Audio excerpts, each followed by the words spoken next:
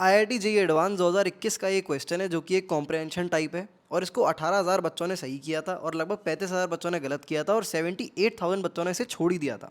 मेरी पर्सनली उम्मीद से ज़्यादा बच्चों ने इसको सॉल्व कर लिया। मुझे नहीं लगता 18,000 बच्चे इसको सॉल्व कर पाते, बट बिकॉज इस क्वेश्चन के ऑप्शन इस तरह से दे रखे थे कि दो ऑप्शन बहुत ही आसानी से एलिमिनेट हो जाते, because of which I think कि बाकी के दो ऑप्शन हैं बच्चों ने 50-50 की बैट खेली होगी और कुछ का सही निकल गया होगा और कुछ का गलत।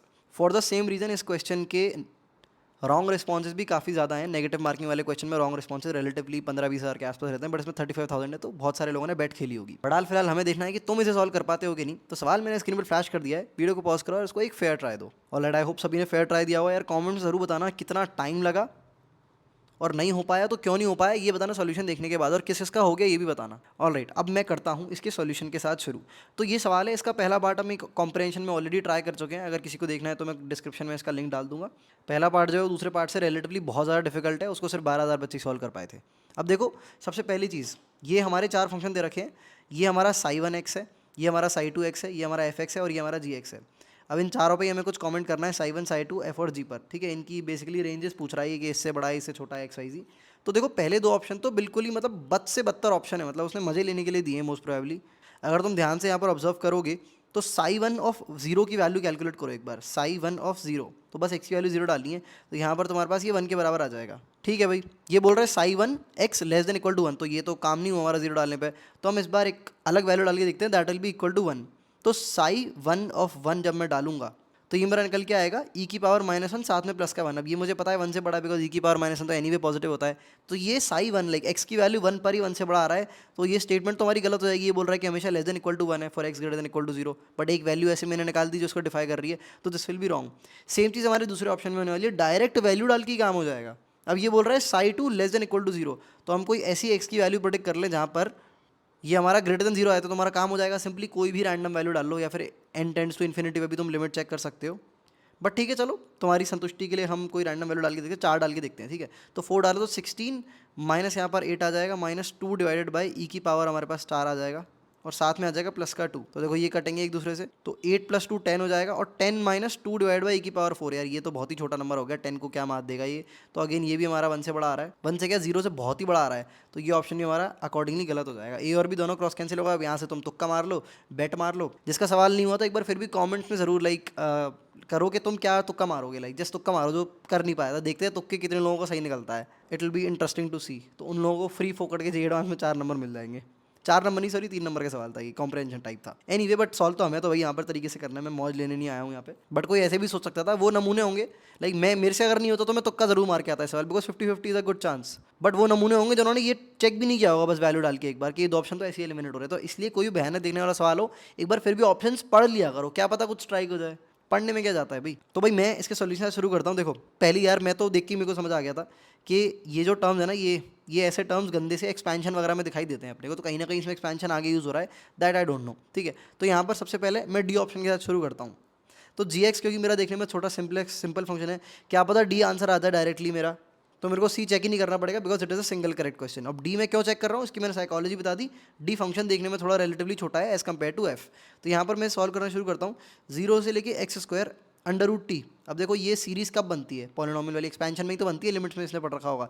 तो बस मैं वही करने वाला हूँ यहाँ पे, ई की पावर -t का मैं यहाँ पर एक्सपेंशन लगा दूंगा। तो ये मेरा टेक्निकली हो जाएगा 1 - x और साथ में आ जाएगा प्लस का x² डिवाइडेड बाय 2 फैक्टोरियल और साथ में आएगा माइनस का x³ divided by 3 factorial.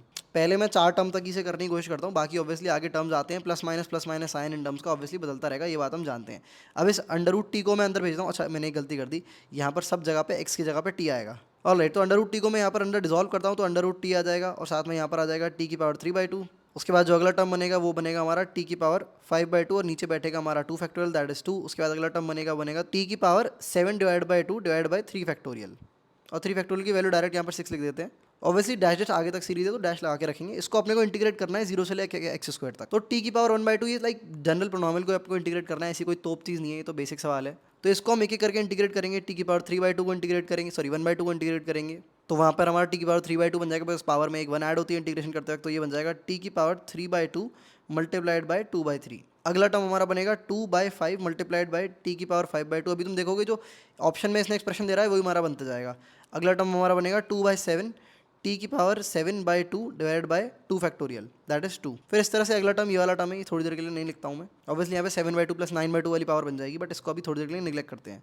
Negative वाला टर्म है, बस ये याद रखना। इसके बाद बड़े ध्यान से इसे ऑब्जर्व करना, 2/3 टी की पावर 3/2। अब इसमें एक एक्स स्क्वायर भी अपने को डालना है बिकॉज लिमिट लगी हुई है, तो जीरो से लेके एक्स स्क्वायर, तो जीरो वाले तो सारे जीरो हो जाएंगे बिकॉज सभी में टी आ रहा है। एक्स स्क्वायर वाले सारे 1/2 जो पावर है वो डिजॉल्व हो जाएगी। तो यहाँ पर हमारे पास बन जाएगा एक्स की power 3 multiplied by 2 divide by 3 minus का 2 मल्टीप्लाइड बाई एक्स की पावर 5 डिवाइड बाई 3, साथ में आ जाएगा 2 मल्टीप्लाइड बाई एक्स की पावर 7 डिवाइड बाई 7 इंटू 14। 2 से 2 क्रॉस कैंसिल हो जाएगा, तो नीचे 7 रह जाएगा। और इसके आगे ऑब्वियसली हमारे टर्म्स हैं। जस्ट जो इसका नेक्स्ट टर्म होगा वो हमारा बेसिकली नेगेटिव पावर वाला कोई ना कोई टर्म होगा, और पावर एक्स की बढ़ती जाएगी यहाँ पे, है ना, 2 के साथ साथ बढ़ती जा रही है। 3 के बाद 5 आ रहा है, 5 के बाद 7 आ रहा है, 7 के बाद 9 आएगा, 9 के बाद 11 आएगा, और टर्म्स का साइन भी चेंज होता जाएगा, ये अपने को पता ही है। अब ये डैश डैश करके सीरीज़ है, ये हमारा इंटीग्रल निकल के आया है। ये बोल रहा है सवाल वाला कि ये जो है इस सीरीज़ से छोटा है। ये सीरीज़ क्या है हमारी, ये 3 टर्म्स की एक छोटी सी सीरीज़ है हमारी, that says 2x³ divided by 3 minus का 2x की पावर 5 डिवाइड बाई 3 प्लस का x की पावर 7 डिवाइड बाई 7। ये डब्बे में बंद किया, बस इतना ही है, इसमें डैश डैश नहीं है। अपनी सीरीज़ में क्या डिफरेंस है कि आगे भी कुछ टर्म्स आ रहे हैं, और ये x की वैल्यू 0 से लेके 1/2 के बीच में बात की जा रही है। यहाँ पर इसने देखो ये ऑलरेडी दे रखा है कि x की वैल्यू 0 से 1/2 के बीच में आपको जज करना है। तो अब कैसे प्रिडिक्ट करोगे कौन सी बड़ी है कौन सी छोटी है? अब मैंने देखा और टीचर्स ने कैसे पढ़ा रखा है इसको, तो जल्दबाजी में काफ़ी सारी वीडियोस में ऐसे बोल दिया कि हाँ अब तो आगे वाले टर्म्स जो है वो नेगेटिव आ रहे होंगे, तो नेगेटिव से ये सीरीज़ छोटी हो जाएगी जिससे आपका सही हो जाएगा। तो ये मेरे को थोड़ा जल्दबाजी में गलत लगा, इवन दो मैं इसको पूरी तरह से एक्सप्लेन करने की कोशिश करूँगा प्रॉपर लॉजिक के साथ। तो इसको ऑब्जर्व करते हुए चलना, ये सीरीज़ छोटी है। अब आंसर तो मैंने तुम्हें पहले बता दिया, ये छोटी है, तो हमारा डी आंसर सही होने वाला है, और सी हमारा आंसर नहीं होगा ऑब्वियसली क्योंकि सिंगल करेक्ट है। उस पर अभी अपन थोड़ी देर में आते हैं। पहले देखते हैं कि ये छोटी क्यों होगी, इससे हम कैसे कह सकते हैं आगे के टर्म्स को बिना देखे। तो बड़े ध्यान से देखो, टर्म्स में पावर बढ़ती जा रही है, और अगर 0 से लेके 1/2 के बीच का कोई भी टर्म डालोगे, मतलब जैसे 1/2 की पावर अगर अगला वाला टर्म तुम देख लो तो पावर कोई 9 आएगी, तो ये बहुत ही ज़्यादा छोटा टर्म हो जाएगा, लाइक बहरा के छोटा हो जाएगा। और इसका अगला वाला इससे भी बहुत ज़्यादा छोटा हो जाएगा, 1/2 की पावर इसका अगला वाला पावर 11 वाला आएगा, वो और ज़्यादा छोटा हो जाएगा। तो इसको थोड़ी था ऑब्जर्व करने की बार कोशिश करना। लेट से मैंने एक्स की वैल्यू 1/4 डाली, ठीक है, इसके आगे वाले टर्म्स को ऑब्जर्व करेंगे, इनके साथ जो कॉन्स्टेंट लगा हुआ है उसकी ज़्यादा औकात नहीं है। लाइक 1/2 की पावर अगर मैं लिखता हूँ 1/4 की पावर 7 मल्टीप्लाइड बाई 1/7, तो इसकी कोई ज़्यादा औकात नहीं है मैग्नीट्यूड डिसाइड करने में। मेन तो यही छोटा कर रहा है टर्म को, ठीक है। तो कॉन्स्टेंट को थोड़ी देर के लिए इग्नोर कर सकते हैं बिकॉज वो कोई बहुत ज़्यादा पावर होल्ड नहीं कर रहे हैं। अब ये एक अजम्पशन लिया है मैंने, इवन दो उसको भी लॉजिकली जस्टिफाई किया जा सकता है, बट एनीवे। तो अगला टर्म है नेगेटिव का, जहाँ पर आपकी एक्स की पावर 9 आएगी। लाइक कोई कॉन्स्टेंट ले लेता हूँ, a1 एक्स की पावर 9, साथ में आएगा अगला प्लस का a2 एक्स की पावर 11, ठीक है। अब इसमें 0 से 1/2 के बीच का कोई भी टर्म डालूंगा तो देखो एक बार इस सम की नेट वैल्यू को देखो, ये नेगेटिव ही आएगी बिकॉज 1/2 की power 9 is way way way greater than 1/2 की पावर 11, बिकॉज लाइक नंबर 1 से छोटा है, पावर जितनी बढ़ाते जाओगे उतना ड्रास्टिकली छोटा होता जाएगा। तो ये जो दो का पेयर है इसका नेट सम जो है तुम्हारा नेगेटिव आएगा, नेगेटिव। ऐसे ही अगले वाले दो का पेयर देख लो, साथ में अगला वाला टर्म नेगेटिव आएगा, माइनस a3 की पावर एक्स की power sorry a3 multiplied by x की पावर हमारा यहाँ पर 13 आएगा, साथ में आएगा प्लस का a4 एक्स की पावर 15। इसका भी नेट सम देख लोगे, ये भी नेगेटिव रहेगा बिकॉज यार ये जो है बहुत ज़्यादा छोटा हो जाएगा एज़ कम्पेयर टू दिस, कोई कंपैरिजन ही नहीं है बॉस। दैट इज अब हर दो दो के पेयर में अगर हम इसको मैन करने की देखें तो बहुत सारे छोटे छोटे मैग्नीट्यूड वाले नेगेटिव टर्म्स हमारे ऐड हो रहे हैं। तो यहाँ से अपन प्रिडिक्ट कर सकते हैं कि ये पूरी की पूरी सीरीज़ जो है ये जो है ये कोई नेगेटिव छोटा सा नंबर होगा। एक्स की वैल्यू अगर हम 0 से लेकर 1/2 के बीच में डालेंगे तो दिस इज नेगेटिव, तो ये पूरी की पूरी सीरीज इससे छोटी हो जाएगी। और भी बहुत तरीके हैं इसको प्रिडिक्ट करने के, बहुत जल्दी भी प्रिडिक्ट किया जा सकता था। And I am curious to see कि और क्या क्या तरीके हो सकते हैं, ये स्टूडेंट्स बताओ तुम मेरे को कमेंट्स में मुझे बताओ, और क्या तरीका है इसको विजुलाइज करने का, इसको सोचने का कि ये पूरी सीरीज़ इस वाली सीरीज़ से छोटी होगी। मतलब आगे जो टर्म्स आ रहे हैं वो पॉजिटिव नहीं बनाएंगे ऐड होके, वो हमारे नेगेटिव बना रहे होंगे ना, पॉजिटिव नहीं बनाएंगे नेगेटिव बनाएंगे। ये तुम और कैसे कैसे प्रूव कर सकते हो मुझे ज़रूर बताना कमेंट्स में। अपार्ट फ्रॉम दैट इस सवाल का जो अगला वाला पार्ट था, अब देखो यार वैसे तो ये हो ही गया है सॉल्व, हमारा एफ को हमें प्रूव करने की ज़रूरत नहीं है। अगर किसी ने D option B C option में पहले ऐड कर दिया था तो उसकी बैंड बच जाती। बट यहाँ पर इसके एक पार्ट में हमने एक चीज़ सॉल्व करी थी जहाँ पर एफ एक्स और जी एक्स में हमारे को एक रिलेशन मिला था, and the relation was F X plus G X बराबर था हमारा 1 माइनस ई की पावर माइनस एक्स स्क्वायर। तो देखो इसमें ये आ भी रहा है 1 माइनस ई की पावर माइनस स्क्वायर, इसमें एफ एक्स में दे रखा है, तो हम डायरेक्ट इसको यूज़ कर सकते हैं। मतलब जी एक्स तो अपन ने सॉल्व कर ही लिया है, तो इस रिलेशन को अपन डायरेक्ट यूज़ करेंगे। रिलेशन हमारा कैसे निकल के आया था, कोई तोप चीज़ नहीं थी रिलेशन निकालना भी। सिंपली हमने सबसे पहले एफ को डिजोल्व किया था। बेसिकली इवन फंक्शन था तो 0 से x हमने इसकी लिमिट कर दी थी, और यहाँ पर भी अपन ने x square like limit basically दोनों की पहले सेम करी थी, फिर दोनों को ऐड कर दिया था तो इंटीग्रेट हो गया था बहुत आसानी से। अगर किसी को देखना है तो वीडियो का लिंक मैंने डिस्क्रिप्शन में डाल दिया है, तुम जाके देख सकते हो। बट सवाल एनीवे हो गया है, डी ऑप्शन अपन ने हिट किया, सही आ गया। बट मेक श्योर कि वो वीडियो भी देख लो पूरा सवाल, क्योंकि ये 2 सवालों का सेट था, कॉम्प्रहेंशन टाइप है।